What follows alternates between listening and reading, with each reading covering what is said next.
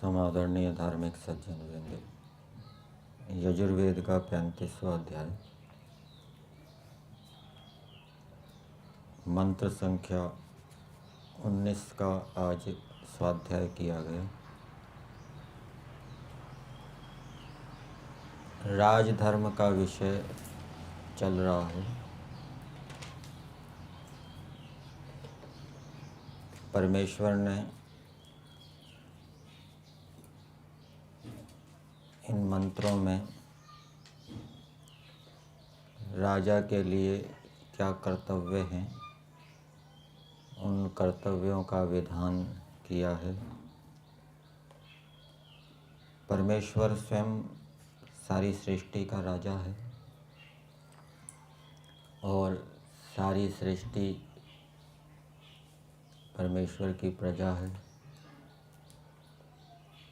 परमेश्वर राजा के रूप में जिस प्रकार से सृष्टि का संचालन करता है, प्रजाओं का पालन करता है, वैसा ही उपदेश परमेश्वर ने मनुष्यों के लिए दिया है। जो परमेश्वर स्वयं करता है वैसा ही उपदेश मनुष्यों के लिए किया जाता है। जैसे परमेश्वर स्वयं वैर से रहित है, वैसा ही उपदेश परमेश्वर ने मनुष्यों को दिया है कि वो वैर रहित हो गए। परमेश्वर सत्य भाषण करते हैं, वैसा ही उपदेश मनुष्यों को दिया है कि वो भी सत्य भाषण करें। परमेश्वर न्यायकारी हैं, परोपकारी हैं, वैसा ही उपदेश वेद मंत्रों के माध्यम से मनुष्यों को दिया है कि वो भी न्यायकारी बने, परोपकारी बने। ऐसे ही परमेश्वर राजा है। राजा के रूप में परमेश्वर किस प्रकार से प्रजा का पालन करते हैं, वैसा ही उपदेश मनुष्यों के लिए दिया है, राजाओं के लिए दिया है, क्षत्रियों के लिए दिया है कि वो क्या करें। परमेश्वर ने अग्नि को, सूर्य को, सभी प्राणियों तक पहुंचाया है। वैसे ही राजाओं का भी ये कर्तव्य है कि वो भी अग्नि को, अग्नि विद्या को, विद्युत आदि को अपनी सभी प्रजाओं तक पहुंचाए। परमेश्वर राजा के रूप में शत्रुओं को हराता है, उनका विनाश करता है जो वेद विरोधी हैं, और जो आर्य हैं उनको राज्य देता है। इसी प्रकार से राजाओं का भी ये कर्तव्य है कि वो जो वेद विरोधी शासक हैं, जो अपने शासन व्यवस्था से प्रजाओं को पीड़ित कर रहे हैं, शोषित कर रहे हैं, अन्याय कर रहे हैं, जो धार्मिक श्रेष्ठ राजा हैं वो उनको जीते और जीत कर उनके स्थान पर जो श्रेष्ठ आर्य पुरुष हैं उनको उस देश का राजा बनाए। श्री रामचंद्र जी ने भी ऐसे ही किया, श्री कृष्ण जी ने भी ऐसे ही किया। जो दुष्ट राजा थे उनको मारकर उनके स्थान पर जो श्रेष्ठ पुरुष थे उनको राजा के रूप में स्थापित किया। और परमेश्वर राजा के रूप में विद्वानों का सत्कार करता है, विद्वानों का सम्मान करता है। वैसे ही जो राजा हैं उनको भी अपने राज्य के अंदर जो विद्वान हैं उनका सत्कार करना चाहिए, उनको सुख सुविधाएं देनी चाहिए। जो ब्राह्मण हैं उनको सबसे अधिक सुख सुविधाएं हो, अनुकूलताएं हो, फिर क्षत्रिय, फिर वैश्य। तो इस प्रकार से जो राजा परमेश्वर के गुण कर्म स्वभाव के अनुकूल वर्तता है, प्रजाओं की अच्छी प्रकार से रक्षा करता है, तो फिर उसके विषय में लिखा है कि ऐसे राजा को कोई धमका नहीं सकता, कोई दबा नहीं सकता, वो सर्वत्र विजय को प्राप्त करता है। वेद के अंदर मनुष्यों के लिए कर्तव्यों का विधान तो किया ही है, साथ साथ में उनके फलों को भी बताया है कि ये करोगे तो ये फल मिलेगा, ये नहीं करोगे तो ये दंड मिलेगा। इसी प्रकार से राजाओं के लिए भी परमेश्वर ने कुछ दंड का विधान किया है, अर्थात उसके राज्य के अंदर कोई प्रजा इस प्रकार का अपराध करे तो उसको इस प्रकार का दंड देवे, और कोई प्रजा इस प्रकार का अच्छा कार्य करे तो उसको इस रूप में पारितोषिक देवे। ये कुछ कुछ पारितोषिक, इनाम, अच्छा फल वेद मंत्रों के अंदर बताया है, और कुछ अपराधों के दंड भी वेद मंत्रों के अंदर बताए हैं। और फिर जैसे जैसे समाज का विकास होता गया, अनेक प्रकार के अपराध समाज के अंदर उत्पन्न हुए, अनेक प्रकार के अच्छे काम भी मनुष्यों ने किए। तो फिर ऐसे काम जिनका वर्णन वेदों के अंदर नहीं था, ऐसे अपराध जिनका वर्णन वेदों के अंदर नहीं था, जिनके फलों का वर्णन वेदों के अंदर नहीं था कि अमुक अपराध में क्या दंड दिया जाए। जैसे आजकल चैनल को हैक कर लेते हैं अथवा वायरस छोड़ देते हैं, तो जो ऋषि होते हैं, जो सर्वशास्त्रविद होते हैं, पक्षपात रहित होते हैं, पवित्र अंतःकरण वाले होते हैं, वो उन शास्त्रों के आधार पर समाधिस्थ होकर फिर जो नए नए अपराध मनुष्यों के द्वारा किए जाते हैं, जो नए नए अच्छे कार्य मनुष्यों के द्वारा किए जाते हैं, उनके फलों को विचारते हैं, निश्चय करते हैं, फिर बताते हैं कि ये अमुक अपराध नया है, इसका ये फल होना चाहिए। जब मनुष्य ईश्वर की आज्ञाओं का पालन करता है, राजाओं के लिए भी कर्तव्य बताए हैं, ब्राह्मणों के लिए भी कर्तव्य बताए हैं, वैश्यों के लिए भी कर्तव्य बताए हैं, शूद्रों के लिए भी कर्तव्य बताए हैं। और ये तो गृहस्थ आश्रम से संबंधित हो गया। फिर ब्रह्मचर्य आश्रम, वानप्रस्थ आश्रम, संन्यास आश्रम, उनके भी कर्तव्य, कर्म, धर्म वेदों के अंदर बताए गए हैं। तो जब मनुष्य इन कर्तव्यों का पालन करता है तो इसको भक्ति कहा जाता है। और भक्ति विशेष क्या होती है? जब इन कर्तव्यों का वो श्रद्धापूर्वक पालन करता है, प्रेम पूर्वक पालन करता है, वो भक्ति विशेष है। योग दर्शन के अंदर भी आता है, भक्ति विशेषात आवर्तितः तम अभिध्यान मात्रैत अनुगृह्णाति, अभिध्यान मात्रेण अनुगृह्णाति। संकल्प मात्र से ईश्वर उस पर कृपा करता है। और इसी से संबंधित एक शब्द वेद के अंदर आता है कि ईश्वर संकल्प मात्र से किसी अपराध का दंड देता है, संकल्प मात्र से किसी अच्छे कर्म का फल देता है, काम क्रोध आदि शत्रुओं का नाश कर देता है। एक अथर्ववेद के 20वें कांड के अंदर एक शब्द आता है उषधक, ये परमेश्वर के लिए बताया गया है। अर्थात जो कामना से धक अपने उपासकों की काम आदि शत्रुओं का दहन कर देता है कामना मात्र से। और यही बात योग दर्शन के अंदर बताई जाती है। तो ईश्वर की आज्ञा का पालन करना भक्ति है और प्रेम पूर्वक ईश्वर की आज्ञा का पालन करना वो भक्ति विशेष है।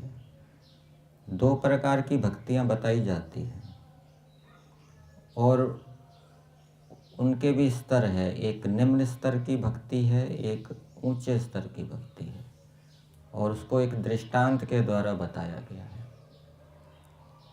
जैसे बंदर का बच्चा होता है, वो अपनी माता के साथ चिपका रहता है। इसी प्रकार से जो मनुष्य संकल्प लेकर स्वाध्याय कर कर ईश्वर की आज्ञाओं का पालन करता है, तो ये पहले स्तर की भक्ति है। वो ईश्वर के साथ चिपका हुआ है। जैसे बंदरिया का बच्चा बंदरिया से चिपका रहता है, वैसे ही उपासक साधक संकल्प के माध्यम से ईश्वर से चिपका हुआ है, अर्थात ईश्वर की आज्ञाओं के साथ जुड़ा हुआ है। और दूसरी प्रकार की भक्ति है बिल्ली का बच्चा। बिल्ली का बच्चा कैसा होता है? बिल्ली उसको मुंह में लेकर इधर उधर जाती है। बंदरिया का बच्चा तो माता के साथ चिपका रहता है, लेकिन बिल्ली अपने बच्चे को मुंह में लेकर इधर उधर जाती है। तो ये ऊंचे स्तर की भक्ति है। जब मनुष्य श्रद्धापूर्वक ईश्वर की आज्ञा का पालन निरंतर करता है, तो अब उसको फिर ईश्वर की ओर से अंतःकरण में प्रेरणाएं मिलने लग जाती है।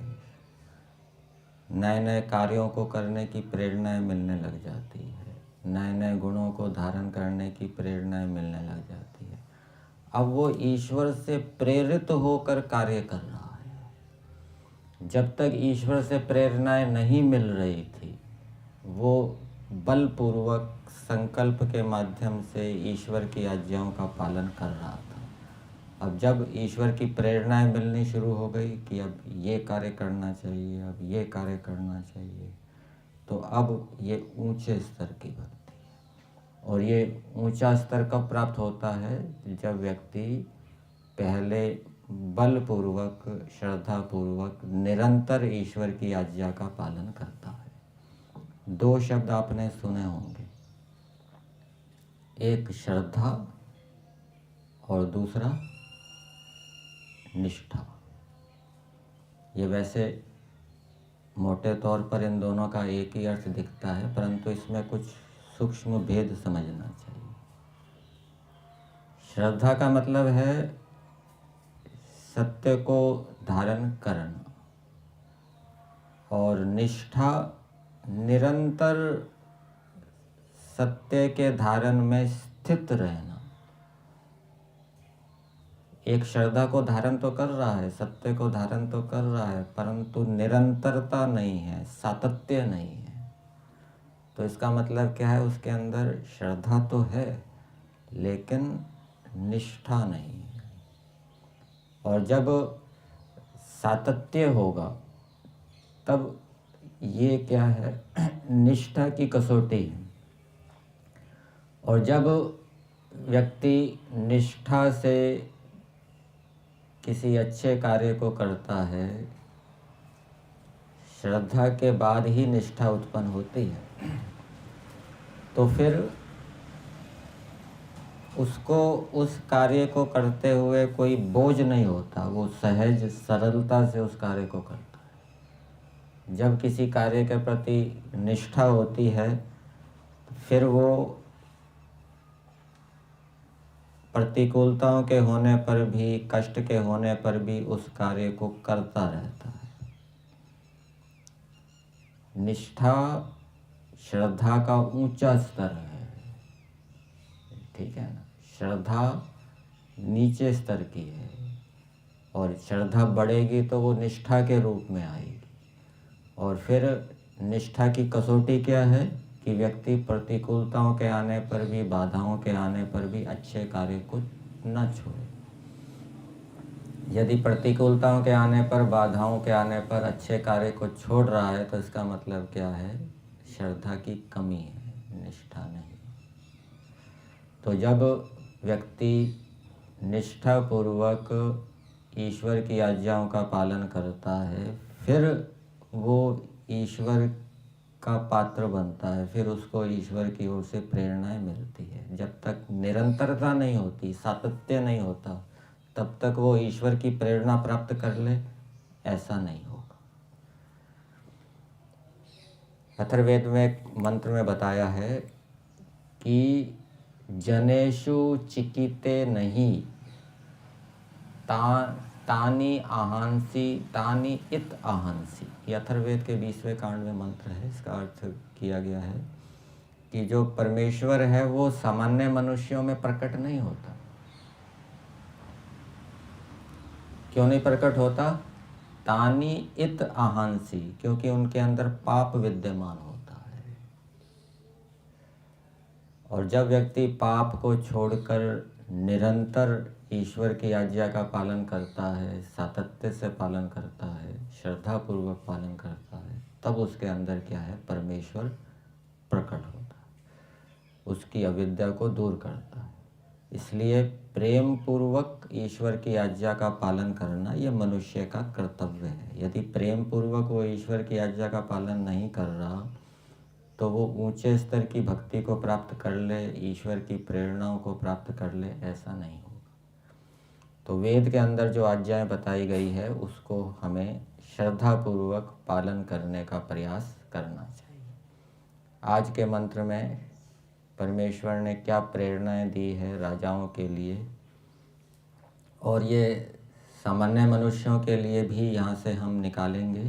सामान्य मनुष्यों के लिए भी क्या प्रेरणाएं हैं, क्या आज्ञाएं हैं, वो इस मंत्र में जानेंगे। मंत्र है क्रव्यादम अग्निम प्रहिणोमि दूरम यम राज्यम गच्छतु रिप्रवाह इह एव अयम इतरो जात वेदा देवेभ्यो हव्यम वहतु प्रजानन। इसमें एक विद्वान कह रहा है, जो अच्छा जाता है, वो कह रहा है कि क्रव्यादम दूरम प्रहिणोमि।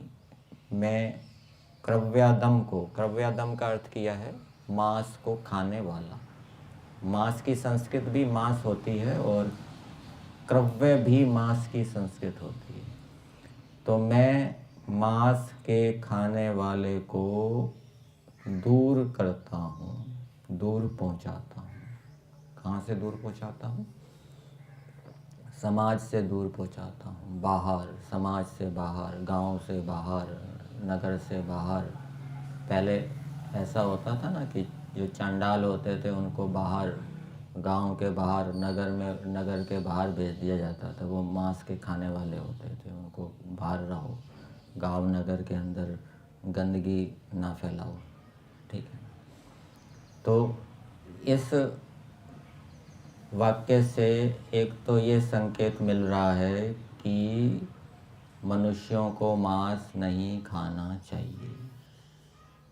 कोई कहे कि वेद के अंदर मांस खाने का निषेध कहाँ है, तो ये मंत्र आप प्रमाण के रूप में दे सकते हैं कि जो मांस के खाने वाले को मैं नगर शहर से बाहर दूर पहुंचाता हूँ। और कहाँ पहुंचाता हूँ? यम राज्यम गच्छतु, न्यायाधीश के पास पहुंचाता हूँ कि न्यायाधीश उसको दंड देवे मांस खाने का। और राजा के लिए भी ये कर्तव्य है, सामान्य मनुष्यों के लिए कर्तव्य तो है ही कि मनुष्यों को मांस नहीं खाना चाहिए। और राजा के लिए क्या कर्तव्य है कि उसके राज्य के अंदर जो मांस खाने वाले हैं, वो चाहे गांव में हो चाहे नगर में हो, वो उनको गांव नगर में ना रहने दे।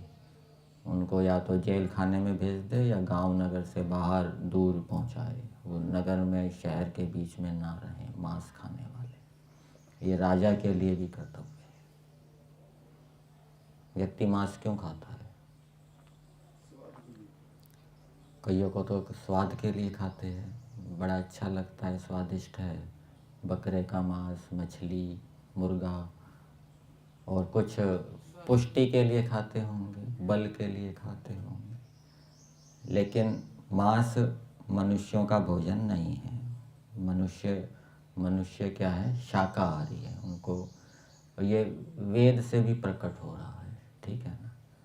मांस खाएंगे तो शरीर दुर्बल होगा। मांस को पचाने के लिए बहुत एसिड आदि की आवश्यकता होती है। मनुष्यों की आंत भी बहुत बड़ी बताई जाती है, बहुत समय में निकलेगा, अंदर गलता सड़ता रहेगा, अनेक प्रकार के रोगों को उत्पन्न करेगा। तो वो मांस मनुष्यों के लिए हानिकारक है। और स्वाद के लिए भी नहीं खाना चाहिए, ठीक है ना। स्वाद के लिए, सुख के लिए खा रहे हैं तो दूसरे पदार्थ कम है क्या? फल फूल आदि, उनमें स्वाद लेने का अभ्यास करना चाहिए। फिर दूसरी बात बताई, अग्निम प्रहिणोमि, जो अग्नि के समान दूसरों को संतप्त करते हैं। किससे संतप्त करते हैं? दुखों से संतप्त करते हैं। उनको भी मैं बाहर पहुंचाता हूँ, दूर पहुंचाता हूँ। तो जो दूसरों को संतप्त करने वाले हैं, वो कोई प्राणी भी हो सकता है, मनुष्य भी हो सकता है, ठीक है।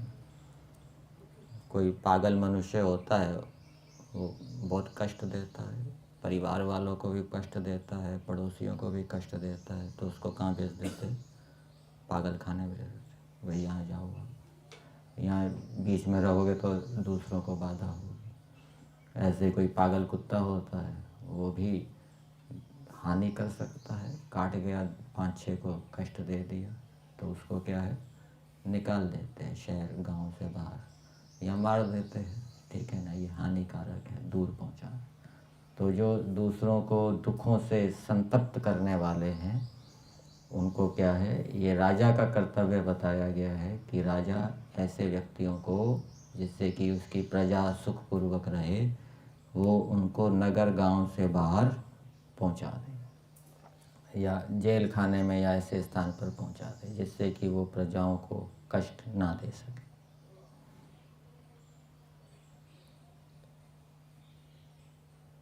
फिर तीसरी बात बताई, रिप्रवाह। रिप्रवाह का अर्थ किया है संस्कृत भाग में, ये रिप्रम पापम वहंती तान। पाप के लिए रिप्र शब्द का प्रयोग होता है। और कौन से शब्द का प्रयोग होता है? किल्बिश, आहांसी, अघ, ठीक है ना। रिप्र शब्द भी पाप के लिए होता है। तो जो पाप को ढोने वाले हैं, पाप को ढोने वाले। पाप का भी एक भार होता है, ठीक है ना। पीछे भी एक मंत्र हमने पढ़ा था, अश्मनवती रीयते, कि ये संसार रूपी नदी बह रही है, तो उस नदी से पार करना है तो बोझ हमारे ऊपर नहीं होना चाहिए। ये अशिवा जो हमारे अकल्याणकारी कार्य हैं उनको हम यहीं छोड़ दें। और वह का अर्थ है प्राप्त कराने वाला। वहंती का अर्थ एक तो ढोना होता है, और वह प्रापणे धातु है, दूसरे स्थान को प्राप्त कराने वाले। तो जो दूसरों को पाप प्राप्त कराते हैं, दूसरों को बिगाड़ते हैं, ठीक है ना। खुद तो व्यभिचारी है ही, दूसरों को भी ऐसा बनाते हैं। खुद तो मांसाहारी है ही, दूसरों को भी मांसाहारी बनाने की प्रेरणा देते हैं। खुद तो आतंकवादी है ही, दूसरों को भी आतंकवादी बनाते हैं, चोर डाकू बनाते हैं।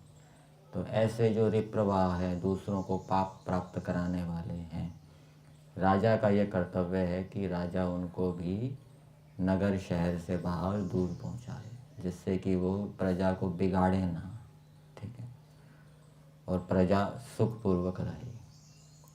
दूरम यम राज्यम गच्छन्तु, इसका अर्थ दिया है पाप उठाने वाले दुष्टों को दूर पहुंचाता हूँ, वह और वे सब पापी यम राज्यम,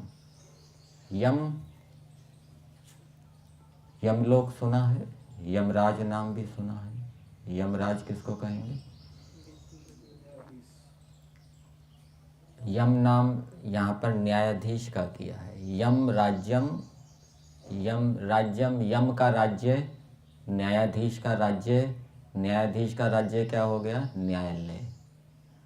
न्यायाधीश के न्यायालय में उन सब पापियों को, वे सब पापी न्यायाधीश के न्यायालय में गच्छतु, वैसे यहाँ बहुवचन होना चाहिए, यहाँ वचन का व्यत्यय समझना चाहिए। गच्छन्तु वैसे बहुवचन की दृष्टि से होना चाहिए। तो वे सब न्यायाधीश के न्यायालय में जावे। तो ये 3 प्रकार के पापियों का दंड बता दिया, कि जो मांस के खाने वाले हैं, जो दूसरों को दुखों से संतप्त करते हैं, और जो दूसरों को बिगाड़ने वाले हैं, ठीक है ना। तो ऐसे व्यक्तियों को समाज, नगर से बाहर, गांव से बाहर दूर पहुंचाना चाहिए। ये तो पापियों के लिए हो गया। और जो अच्छे कार्य करने वाले हैं उनको क्या करना चाहिए, उनके विषय में बता रहे हैं। इह एव अयम इतरो, यहीं पर, इह एव, इसी संसार में, इसी देश में, इसी समाज में, इसी नगर में, अयम इतरो, जो दूसरा है। दूसरा किससे? इन मांस खाने आदि वालों से दूसरा, जो जात वेदा है। जात वेदा का अर्थ दिया है जात प्रज्ञानः, जिसका ज्ञान प्रकट हो गया है, विशेष ज्ञान प्रकट हो गया है। यहाँ पर हिंदी भाग में इसका अर्थ दिया है धर्मात्मा विद्वान जन, जो इनसे भिन्न धर्मात्मा विद्वान जन है, वो क्या हो, उसके लिए देवेभ्यो हव्यम वहेतु, वो विद्वानों से विज्ञान को प्राप्त होवे। तो राजा का ये कर्तव्य है कि जो अच्छे मनुष्य हैं, धार्मिक हैं, ठीक है ना, विद्वान हैं, उनको वो विद्वानों का संग प्रदान करे, जिससे कि वो भी विद्वानों से विज्ञान प्राप्त करके और बड़े विद्वान बनकर फिर प्रजा का वो हित करें।